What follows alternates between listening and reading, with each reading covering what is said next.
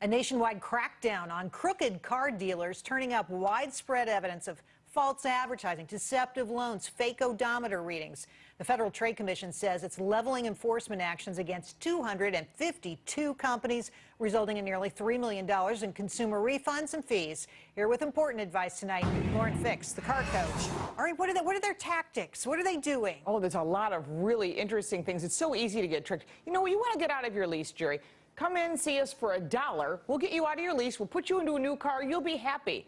So you're thinking $1 to get out of my lease? I got 6 months left. I'm in. Until you look at I always say my big rule of thumb, what the big print giveth, the small print taketh away. Absolutely. And those little details of, oh, you didn't look at what your monthly payment is? Look at the breakdown of it. When you see it, you'll see your rest of your loan payments, of your lease payments, are all spread out across that life of the loan. Stinky liars. Yes. In other words. So let's look at some of the false ads, because there's a lot of advertising that isn't true either. So let's show some pictures of this. We're seeing this, the Murano.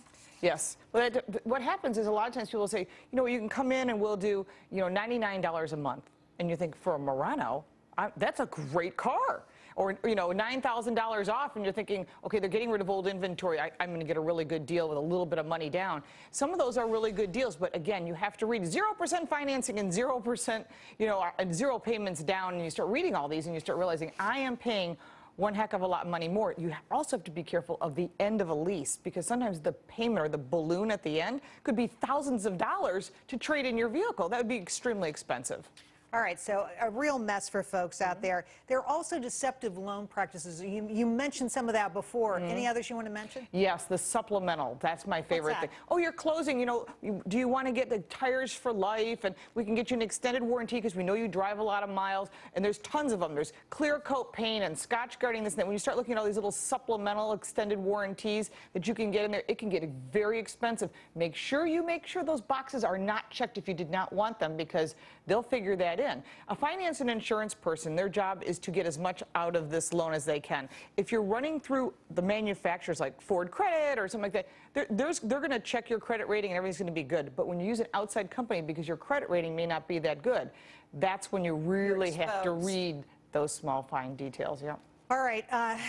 You mentioned the supplemental warranties. Biggest piece of advice on spotting a bad guy. I mean, you know, you don't know. You're just walking into a dealership. You have no idea. Right. And you can go on the internet and you can check and you can find it. You can use websites like Yelp and all that. But the fact is, I always say the first thing you want to do is to find out if there's been any judgments against this whatever used car, new car dealership that you're looking at, number one. How do you do that? You can go online, put in the name, see what people are talking about. Also, I always say, believe it or not, ask other people who have bought cars from them. But the truth is, if you're not sure, don't ever feel pressured by a sales consultant who says, you got to buy it today because I got 2 other people looking at this car. You know what? Never be afraid to walk away. My reaction to that is, okay, I'm out. fine. Yeah, fine. There's another car.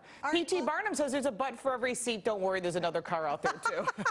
All right. Speaking of a butt for every seat. Yes. We've got a brand spanking new car out there, the Lincoln Continental. Mark Fields talking about this. And he was talking a little bit about why this thing is coming out now. I want you to hear what he had to say and comment. Okay. Here's Mark Fields. We are going to call it the Continental when it goes into production. We're not talking about pricing or any specifics on the vehicles. We're just showing the concept, we're really looking forward to getting the feedback. What we're doing with this vehicle is signaling what we call the future of quiet luxury. It's about elegance, it's about effortless power when you're behind the wheel, and it's about having a serene and relaxing interior, almost a place that you can chill. Okay. What do you make of that? The details were unbelievably impressive. It had Harman sound. Oh, yes, I was there last night. We couldn't say anything till midnight last night, but we put all types of pictures up. Just the details, the LED lighting, and it was a crescendo of lighting, and the luxury is amazing. They're going to sell a ton of these in China. The interior? I'm all about the interior. 30-way seats. I mean, 30-way seats. We're talking about split lumbar and thigh support and heated and massaged and cooling. Fabulous car, and this is really close to what production is. I've been told by people, that I won't mention names, this is really close to what you're going to see. So they're actually going to take what they've designed and put it on the street. How much am I going to pay for this, though? Well, that we don't know, but rumor on the street is we don't even know what the platform is or the power other than maybe a 3-liter turbo. We're looking, I bet you we're talking about $100,000, but you know what? $100,000? They buy those in German cars. You buy that, it's like a Bentley at that point. $100,000. Oh, well, the average person's not going to buy this car, but it's a luxury car. It's supposed to de-stress you, and believe me, The car is so wonderful. But I have to say, they're smart. $100,000 car would not de-stress me. It would stress me. The payments would stress me. But you know, when you're looking at Cadillac coming in and they want to go after the Germans, Lincoln says we're not. We're going after elegance and luxury, and there's no one in that marketplace really. Where is this going to be sold? You're going to sell a lot of them in China. This is going to be... So having a big car is very popular there, right? To own a Lincoln in China is considered to be the sign of success. Interesting. That's why Cadillac sells there as well. Very interesting. Yeah. The world just keeps on changing. Yes, Thanks it for does. coming on. You're very kind to tell us about the crooked and shady dealers Yes, as well. please read the print. The fine print. The fine print. The big print and the little print. Yeah. And we'll see you Wednesday from the New York Auto Show. Yes. So excited.